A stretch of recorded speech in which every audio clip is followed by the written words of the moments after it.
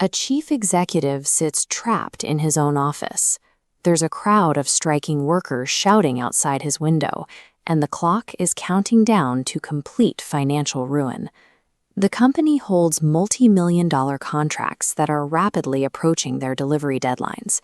Missing these shipments will trigger cascading breach of contract lawsuits that will inevitably liquidate the entire firm.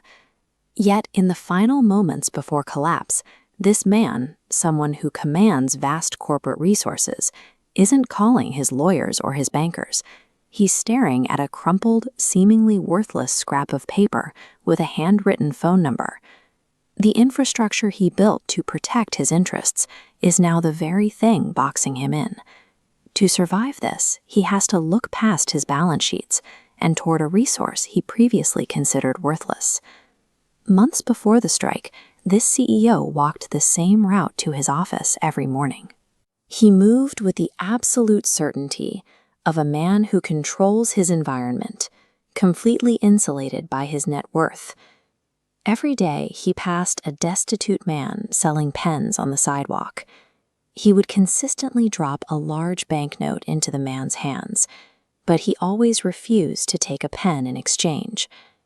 The vendor repeatedly tried to return the money, asking the executive to simply buy a pen instead. He argued the money shouldn't be seen as a handout, but as mutual assistance so he could one day return the favor. The executive brushed this off. He viewed his cash as a mechanism to reinforce his own status. Accepting a pen would make it a transaction between equals, and he preferred the dynamic of a benefactor pitying a subordinate. By refusing to take the pen, the executive ensures the distance between them remains vast. He leaves with his ego intact, never suspecting that this specific refusal to engage in a real transaction is the only thing he will eventually regret. That security shatters the day the factory floor walks out. The assembly lines halt, all production stops instantly, and the company's daily revenue stream drops to zero. This chart shows the union's severe demands. They want a 400% wage increase and 25% of total profits. If management meets these terms, the budget plunges below the red threshold. This deficit triggers default clauses on loans, causing total asset seizure. There is no middle ground to negotiate. The company lacks the cash reserves to endure a prolonged strike, and agreeing to the demands guarantees immediate insolvency. Capital and corporate leverage are useless here.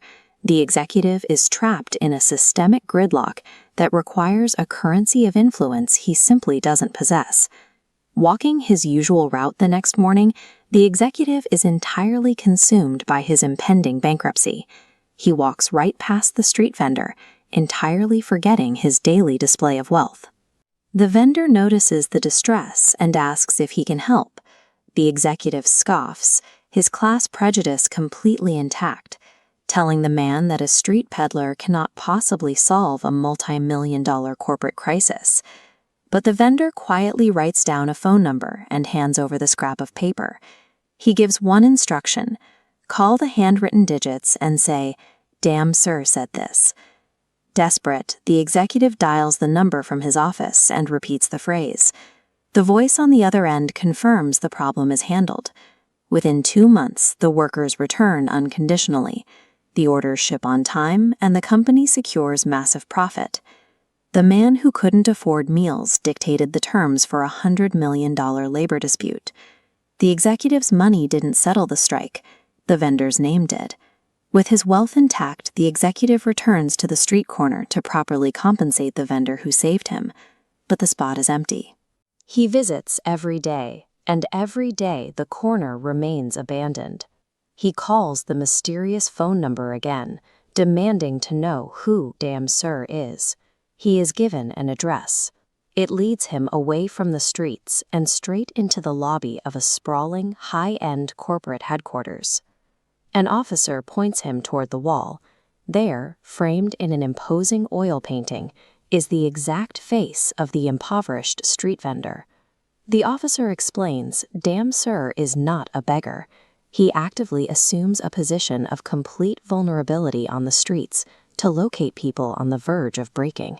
He deploys his vast resources to save them, and then deliberately vanishes before anyone can repay him. Taking credit forces a transaction to end.